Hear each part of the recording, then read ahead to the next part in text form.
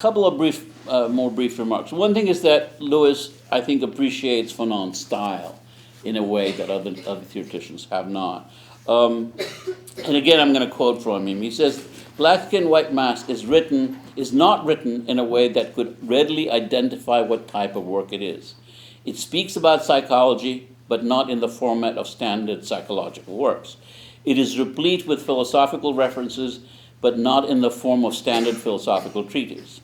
Fanon analyzes popular literary texts and makes references to several classic ones, but the other disciplines challenge a reading of the work as a purely literary effort."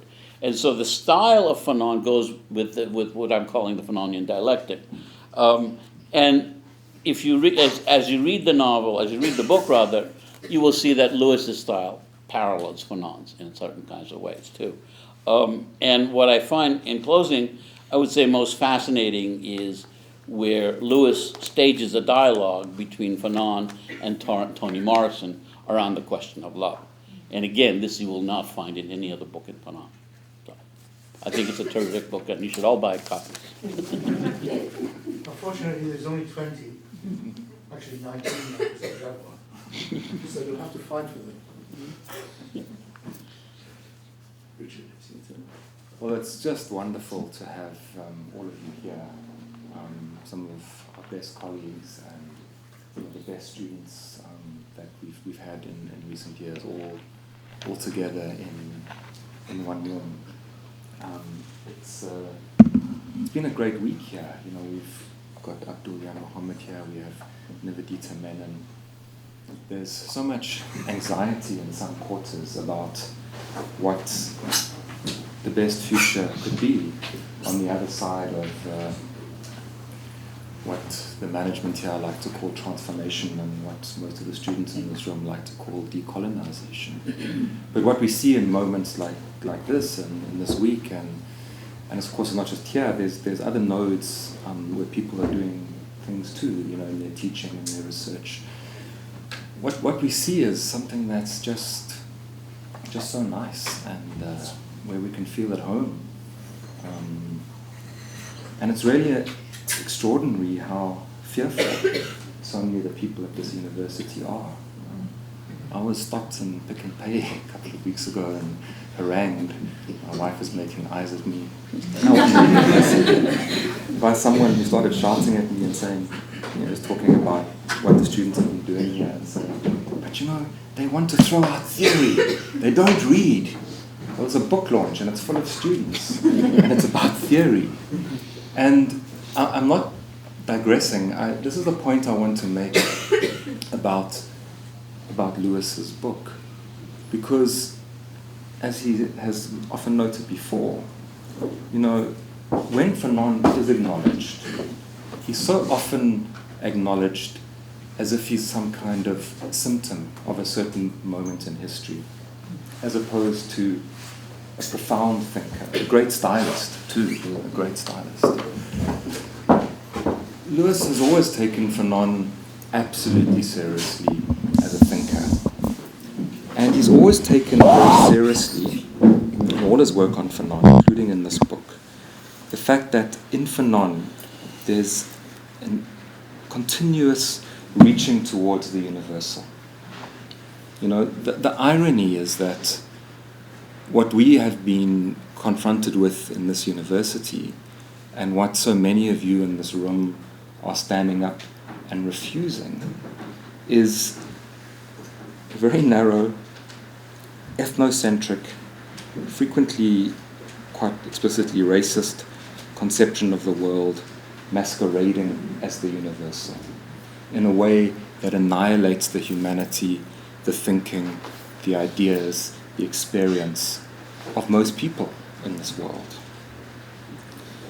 Fanon, as a militant of the universal, and as Lewis says in this book, not something to be attained in full, because it's always a searching, it's always a reaching. The human condition is too open-ended for it to be attained in finality, is fundamentally opposed to that and offers us an opening into something radically different, something that recognizes the humanity of all of us. It recognizes, in Fanon's phrase in Black Skin, White Masks, the open door of every consciousness.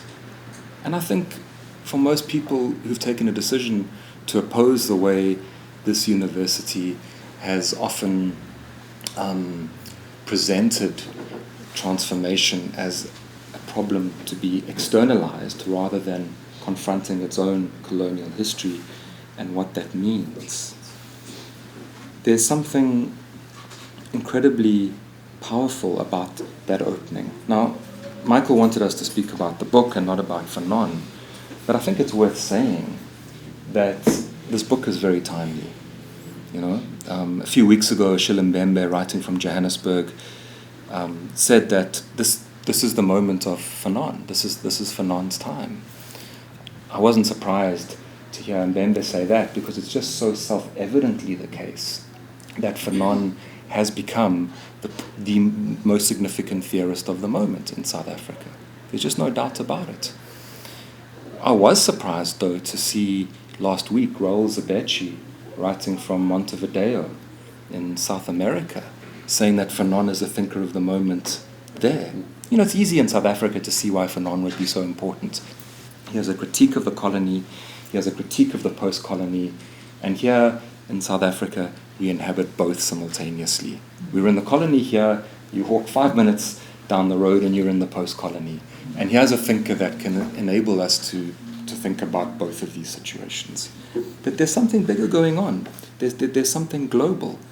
And it's very interesting. You know, when I entered the academy as a teacher in 1995, Fanon was always dismissed as an artifact of a moment that had passed, you know, as naive. You know, humanism especially was seen as naive. When Fanon was engaged, he was seen solely as a theorist of violence. When, of course, if you think back to the conversation that some of us were at earlier with the presentation by Abdul JanMohamed, Fanon was willing to confront his own death as an intellectual and ethical imperative. He was willing to confront the necessity to engage in violence against a colonial regime that was not amenable to Gandhi's performance of non-violence, that was incredibly brutal, that killed 1 million people to try and prevent the decolonization of Algeria. But any fair reading of Fanon shows that his work from beginning to end is fundamentally animated by a commitment to life and the value of human life. There's something very problematic with that reduction, and it's been quite unfortunate that in this sudden flowering of Fanon in South Africa, a lot of people have got Fanon wrong. I mean, I don't know if we should worry so much about the post-structuralists. Maybe we should just, forget about them, because a lot of people do get Fanon wrong. There's a current in South Africa that imagines itself as radical, and perhaps in some respects is, that reads Fanon primarily through Jean-Paul Sartre's introduction, and reads Fanon just as a kind of posture of violence, and mobilizes Fanon more as a kind of totem than as a thinker, And as you said, Lewis puts Fanon in conversation with a very light touch, with no, with deep learning, very lightly worn, but with an extraordinary range of people. He puts Fanon in conversation with history, with psychoanalysis, with theory, with ideas from all over the world, including African thinkers who are systemically marginalized in the dominant readings of Fanon. And he's really he is offering us a very persuasive argument about what Fanon really said, which I think is important, not just against the kind of old reactionaries who don't want to take Fanon seriously as a thinker, but also against some really problematic misreadings of Fanon. The choice about an epigram in a book, an epigraph, is one that often gives us a real indication as to what what the author thinks is fundamental. And Lewis chose two quotations, one from Biko, "There's no freedom in silence." And a lot of what has become possible in terms of how we think about this university, how we think about the future, has become possible because of the courage of students, many of whom are in this room, who have refused to remain contained in silence and have stood up, sometimes with courage, often with tenacity, to say no more. But there's something else, and the second quote that Lewis has chosen illuminates that. It's Fanon here. "Raise the world with language empowered by the act." Fanon fundamentally was committed to what he called being actional. That's not the final words of Black Skin, White Masks, but that is part of his conclusion to that book. You know, it's important to speak, but it's also important to act. And it's important to think, and this is how he concludes The Wretched of the Earth, of new ideas, new concepts, so that we can understand how to act and so that we can give proper names to our own acts, so we don't stay stuck in the categories of oppression. And Lewis, by reading Fanon with fresh eyes, by reading him in such a broad and rich conversation, I think brings a new vitality to a thinker who is already as alive as any thinker can be in South Africa. It's a great pleasure that we can host this launch here. It's also, I think, really important that this book has been published in South Africa by Wits University Press. You know, it's a real problem how much books cost. And of course, you know, PDFs and so on help. But I think it's a really important political decision to make sure that we can start publishing books like this in South Africa. It's easy to get depressed by the arrogance and blindness, and in some cases even the cruelty of the status quo. But when we see, as we've seen this week, as we see in this book, intellectual work that is really grasping with the realities that we face in our societies, work by all three of the people here this week, when work is done so well, it's a tremendously exciting thing. And if there's one more thing I want to say, and I've said it before, but some things are worth repeating. In fact, it's necessary to repeat some things. Lewis is a world-renowned scholar. He can be in Berkeley or in Paris or in New York today, but he chooses to come here. He's often come here at his own expense. When he's here, he's often spent large amounts of time talking to our students, listening to them, sharing ideas. There's something very rare and important about that kind of intellectual generosity, and what it speaks to, as does the lucidity with which this book is written. It's written to be understood. You know, clarity does not in any way compromise the sophistication of what you say. This is a book that's written to be understood. And these things speak to the political seriousness with which Lewis approaches being an intellectual. And I think that's something we need to affirm as well. Lewis. Thank you.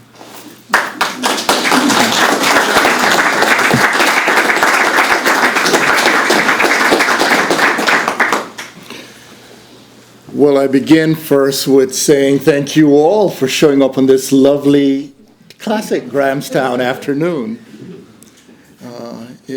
It may be cold out there, but you all are generating some good heat. There are many things I have to say, but the first thing is I make sure, you know, folks always comment on how I dress because they say, you don't dress like a typical professor. especially if your stature. But if they look carefully, I'm in proper uniform. So for instance, in solidarity with a lot of what you all have been doing, this is a quote from Malcolm X. If you don't stand for anything, stand up for something, you're going to fall for anything. And it's a statement for BSM. You all stood up for something.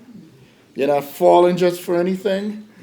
And the time we spent together talking like last week in that moment of despair, when I was reminding you that, you know, it's not about the question of big piles of victories. The point is you've already been victorious by demonstrating the right commitment. And with that commitment, you don't know what's going to come out of it, but you know one thing, that subsequent generations will have different types of battles. So you can imagine how wonderful it was to hear today about the Senate's vote and that victory you have had, for which I simply want to say, congratulations.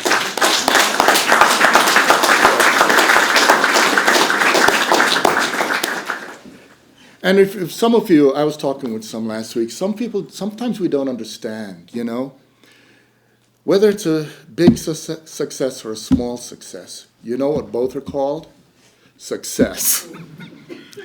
And a small success just means someone else has to not fight that battle, but a different dimension of it toward the big success. So you are a contributor in whatever success you have now for something greater than yourself, and you should remember that. The other thing I'd like to say, well, there are lots of things I'd like to say, but one of the things I'd like you to know is this is a book that, the actual book was finished here, okay? And in the, so there's something really very powerful about our meeting here, the 90th year of Fanon's birth. We're meeting here within the context of the Witz edition, and you hear editions, and Richard is right. This book, I realized something, you know, if you have certain kinds of authority, then say what you want. And I said, I want my book to be affordable.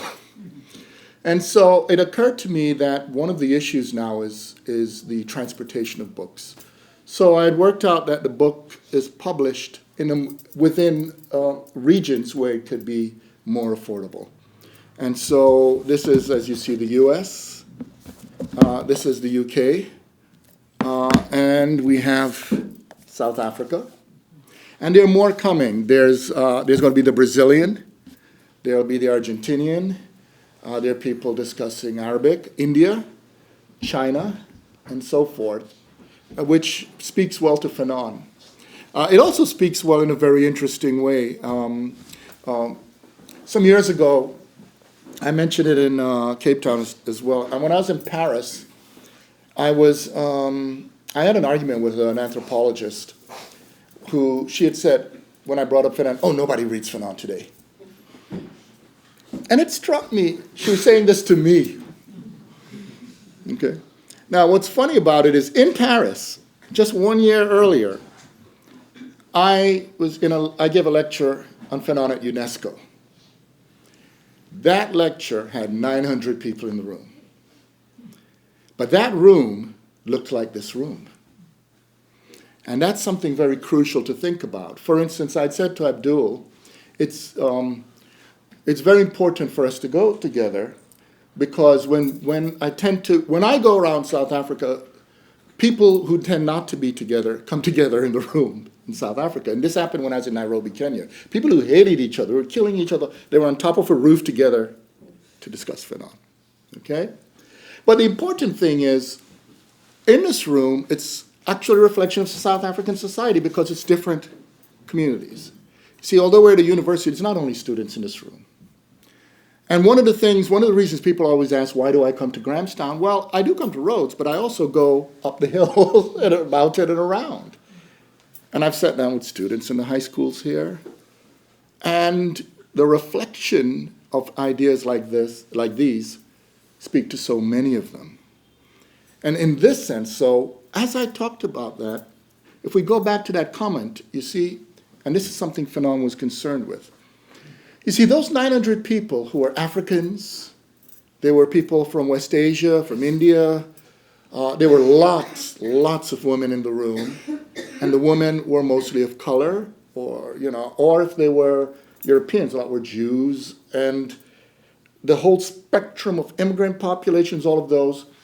You see, what that woman who said, nobody reads Fanon, was not saying is that her definition of somebody reading Fanon would be a room of maybe 5 French professors at elite universities, like a Pithouse or Pithouse or Sorbonne, or if you get someone from Harvard or Oxford to read Fanon, then Fanon is read.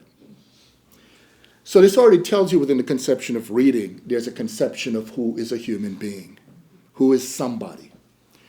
Fanon, however, the reason those 900 people are there, or why you're all here, is because Fanon was writing and thinking about you. It would be awfully weird to think of Fanon as somebody who was writing his books and ideas for tenure, promotion. And I'm not putting down people doing that. That isn't that because we have decided that the academy is vital for our society. So when I said I'm not putting down tenure and academics, in fact, I'm very, very adamant that we should not only we should reject anti-intellectualism, we should also reject anti-academicism. Because if academic knowledge wasn't important, we wouldn't have invested over time so much into it, okay? The error is when we try to judge one in terms of the other. If we try to say there should only be academic knowledge or only public intellectual knowledge, okay? So the idea that Fanon is speaking to you means, in effect, you, of course, he's never met any of you. He died in 1961. So the you, of course, is a very complex you. The you is a way in which Fanon talks about human beings that enables him to know who he is, but go beyond himself. You have to be willing to go beyond who you are through reaching to others, to reach to a world such as the one we have with Fanon. Now, this is a book that was 15 years of research. And when you spend all that time, I'm always writing different books and researching, but a lot of people, when you spend all that time doing that research, people feel compelled, they have to do a certain kind of thing. And that thing, I think, came to the fore very well when one young man asked me last Monday, why is the book this size? And I said to him, because I didn't want to write a phallic book. And he looked at me.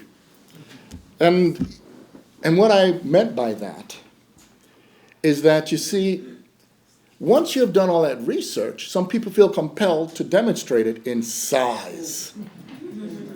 So it's got to be a pornographic intellectual book, you know?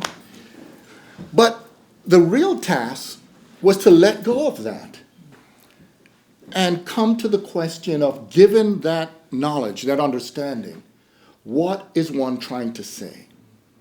And so it's not only what Fanon said, which is another way of saying what Fanon may have meant or did mean, but it's also what Lewis Gordon is trying to say.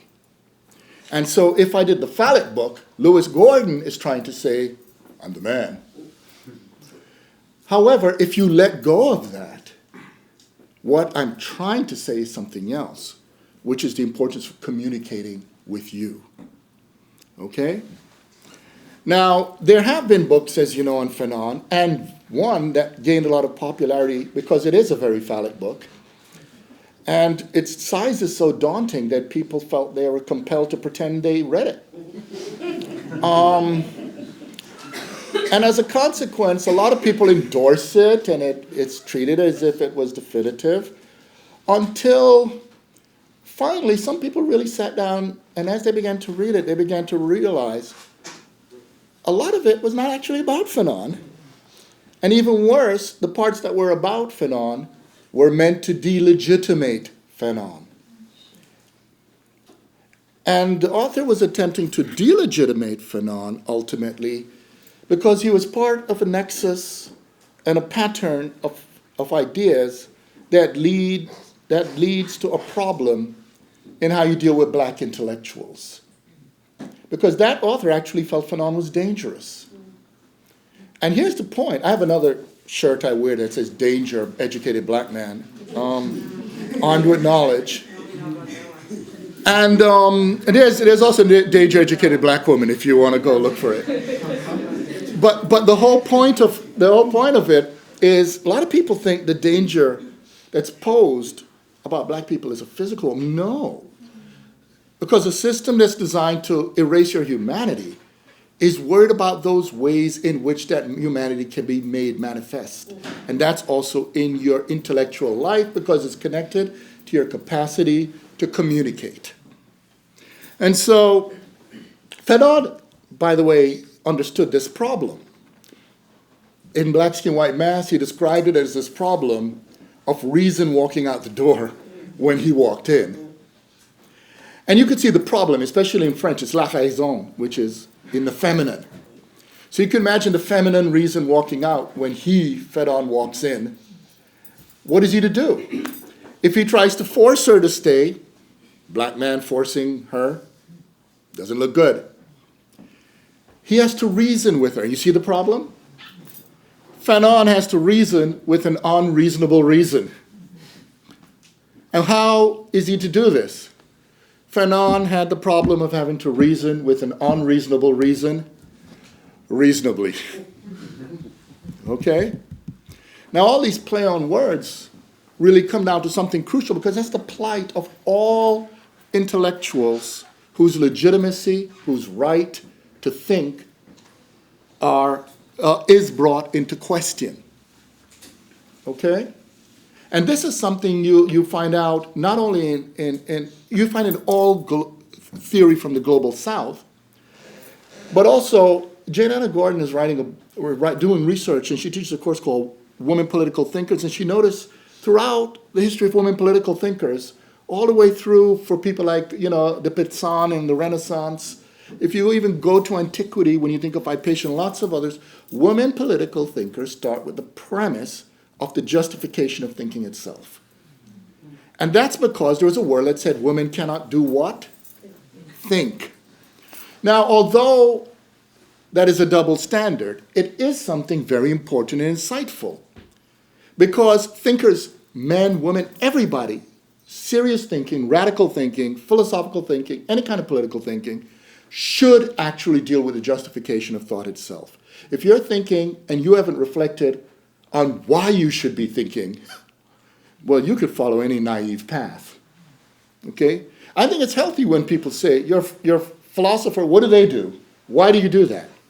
You're a professor, you're an intellectual, you're a student. Why? Why? You should think about why you do this. And Fanon thought about these things. Okay? Now, within the framework of thinking about those things, there is this reality.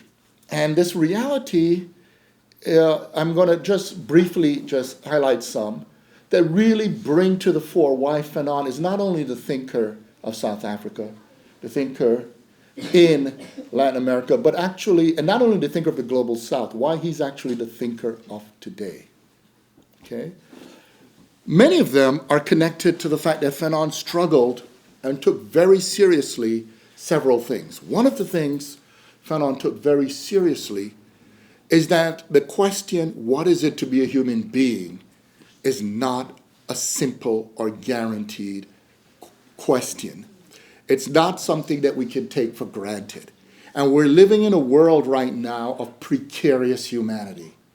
There's nowhere safe on the planet. Nowhere. And nowhere, even the future isn't safe. And because of that, a thinker who thinks about the precariousness of what it is to be human is relevant. The next thing, if you're to look very seriously, is we're living in a world in which there was an effort to do a variety of performative contradictions. One of them is to demand non-political responses to political problems.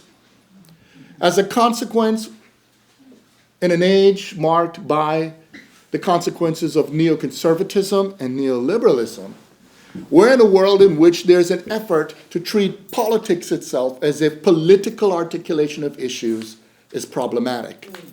while at the same time fetishizing politics. Politics has become a form of commodity that people use to sell things. Politics have even become pickup lines. Hey, I'm political.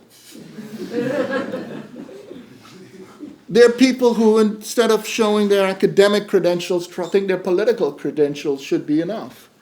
But the problem with that is, once politics is commodified, it becomes a closed phenomenon, and it falls onto the operationalizable expectations of predictability. And as a consequence, it leads to certain patterns that I see that has infected this country, particularly in the language. I've given, for instance, I sent out some tweets this morning, but the gist of it, the short version of it, comes down to this. Left politics, it doesn't really apply to the right wing because the right wing is actually ultimately anti-political.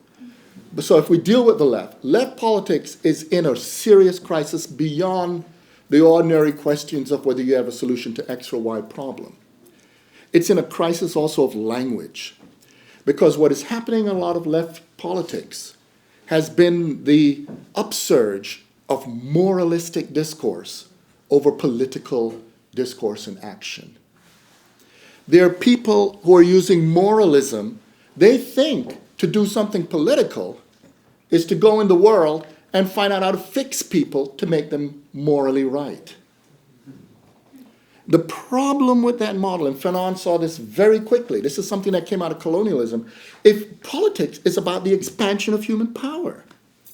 If you look at a world in which there are good and bad people, the problem with the world is not that there are good and bad people in it.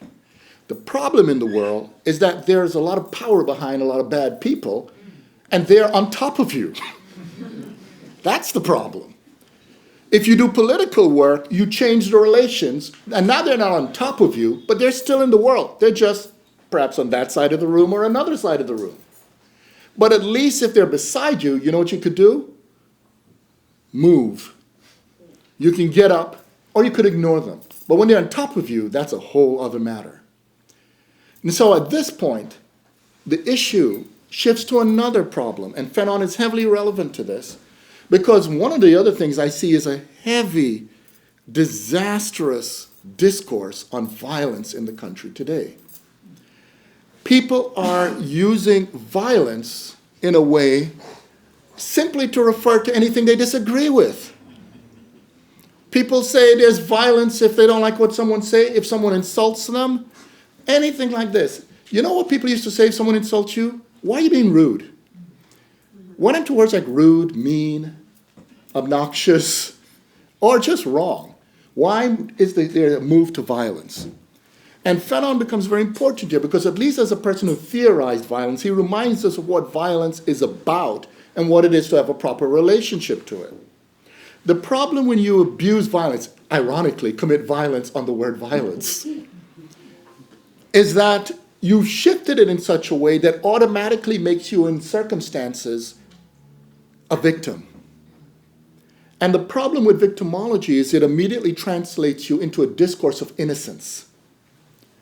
And if you're into a discourse of innocence, you see the pattern? You're now collapsing into a discourse of purity. And if you're into a discourse of purity, eventually you know what the problem is. No human being is pure. So you ultimately collapse in spite of the stance of being anti-violence and supposedly being political, but it's moralistic. You ultimately follow a trail to a misanthropic discourse, to an anti-human discourse, to a discourse in which the problem is that you really want gods or saints, and even saints aren't really good enough, as we know these days, but you keep encountering human beings. So Fanon is a reminder that if you're going to be dealing with human problems in a human world, you better start thinking about what it is to live and work with human beings. And it's within that framework now that it connects through, and Abdul is right, Fanon began to think through this dialectic, but you see, when you think through anything Fanon does, he doesn't do in the form of a disembodied and overly abstract or a disconnected relationship to humanity. For Fanon, he's talking about flesh and blood people, and so when he talks about what it is to be human, he means just like this room, flesh and blood people. And it means you have your assertions, your loves, your desires, and you have your contradictions. And it's in the midst of those contradictions you can have illuminating questions because, interestingly enough, not even communication is possible without contradictions. But Fanon also does something to the question of dialectics that's often overlooked. And it comes out of something you find in what we can call the black radical tradition. If you go and look at a lot of the black radical tradition, black ideas often emerge in a context in which there's another set of ideas telling black thinkers that they're not doing it right unless they find a way to make the thought white. It's the equivalent woman face where you can come in as long as you're coming as a man. Now, how does this logic work? The problem with this logic is just like when he said when he walked in and reason walked out. The problem with this logic is that it says then, you right now have not met the conditions to do it right, so wait until you can become white enough, and then it'll be right. And this addresses a problem that we find in a lot of theory in general. We already know this. You know, it's funny, it's getting better now, but in the past, if you went to, say, the African Studies Association in the United States, the African Studies Association came down to a simple thesis. Its legitimacy was to make sure that that reason, knowledge, academic work was whites studying blacks. Blacks studying blacks or whites, And in effect, it had this view that said theory is white and experience is black. Now, at first, at least there was a time when black wasn't even experience. If you were just property, you were a thing. By definition, the experience was those who owned you. So at least getting experience, you were at least one up. But the danger of experience is that experience is also a trap. Because, as I've always mentioned, I mentioned in the book, everybody has the experience of trying to figure out her or his experience. The experience of trying to figure out experience means you need to bring meaning or a theory to experience in order to make it have meaning. Now, here's the thing. If theory can only be white, then even black experience can only be meaningful if translated into white. Which means then subtextually the only experience is since white theory, I'm just using that metaphorically for now, white theory came out of white experience, then that tells you the only valid experience is white experience, which means this precious experience you just got has been delegitimated. So that what you have to do then, part of all revolutionary practice, all decolonial practices, all liberatory practices, is take responsibility for theory. But taking responsibility for theory now leads to another question. It's important here. Whose theory? The error is to think when you take that responsibility, the theory is yours. You see, theory, the meaning we bring to experience, actually belongs to all human beings. But it belongs to all human beings because we have to communicate it as members not only of the same species, but the problems that come through this theory, now that you're participating in, is addressing questions that are not being addressed by the formally that other theory. You're expanding the theoretical world of experience, you see? Now, in this expansion, then, this leads to a question, then. If you're going to write on Fanon, the challenge I had with this book was not to do applied philosophy or applied theory. Many people have written biographies and things in Fanon. But the problem here already would be if you write a biography that reduces Fanon just to his life, you have de-intellectualized him. None of you in this room could ever imagine writing a book on Kant, Hegel, Marx, Heidegger, Sartre, in which, it's just about each of these men's life. In fact, what you realize is their thought was their life. They were one. Similarly, Fanon, genuinely as an intellectual, means his thought and life were one. But the problem with the way black intellectuals are often studied is to make their life devoid of the intellectual, even though their life and thought were one, which means you're writing a biography in effect of a corpse. You're not writing the living thought of an intellectual. And so the task then was to bring into what would be called a category, a way of approaching things that would be called African diasporic or black philosophical biography. You see what I'm getting at? And that's why it's subtitled A Philosophical Introduction to His Life and Thought. Now within there are many themes, but perhaps you'd like some discussion I could get through. But the short version of this is, I've already hinted, that Fanon challenges the way you talk about violence. He challenges the way you talk about politics. He challenges the way you talk about human beings. And even within human beings, Fanon challenges the cliched ways. Fanon never, in any of his books, speak as if you could talk about race without gender, or gender without race, or class without race, or any of these categories. You see what I'm getting at? And this is because he was not only an existential phenomenological thinker, it's not only because he was a black radical thinker, okay? But it's also because Fanon understood something very crucial.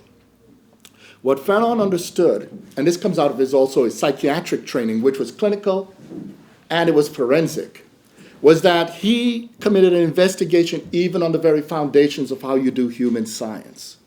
So Fanon's intellectual work is examined here on the very question of the conditions needed to study people whose humanity has been challenged. In the past, the view was the sciences were pure and rigorous. You just had to apply them to the study of people of the global south.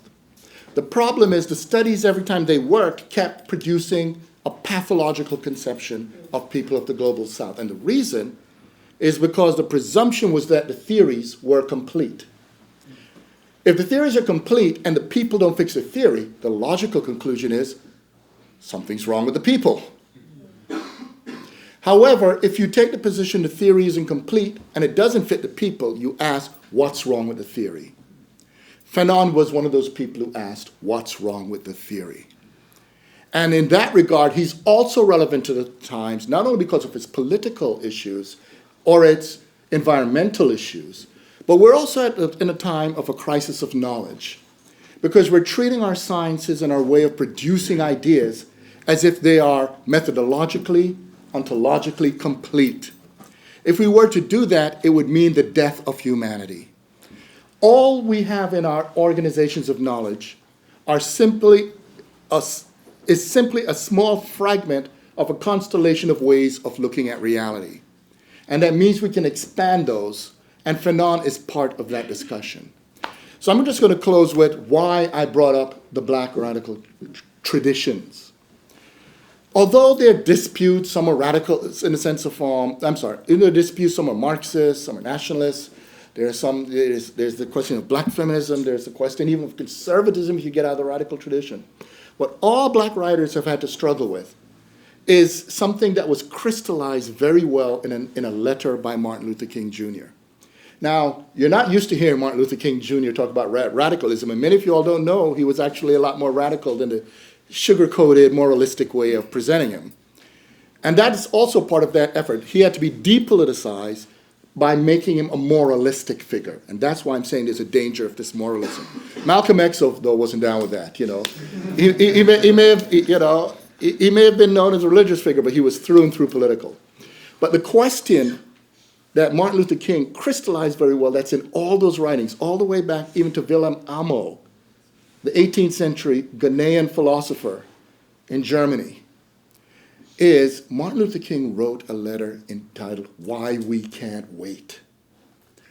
You see, your task as an intellectual who's thinking in a liberatory or a radical or political way, is not to do this. You know, this ought to be done. You know, this book ought to be written. You know, we need to figure out a theory of something.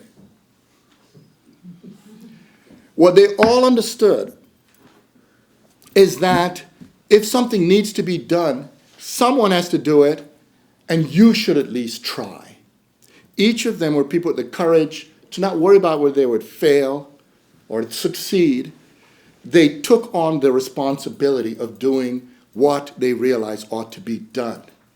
And so when Martin Luther King wrote Why We Can't Wait, when C.L.R. James wrote The Black Jacobins, when we look through Le Damné de la Terre, the damned of the earth, you all know he's rich of the earth, what they're all saying in these writings, when Anna Julia Cooper wrote A Voice from the South, when we look through Angela Davis's Woman, Race, and Class, they were all writing a response to theoretical models that said you can only achieve transformation, liberation, and your humanity under conditions laid out in the sacred texts of Europe.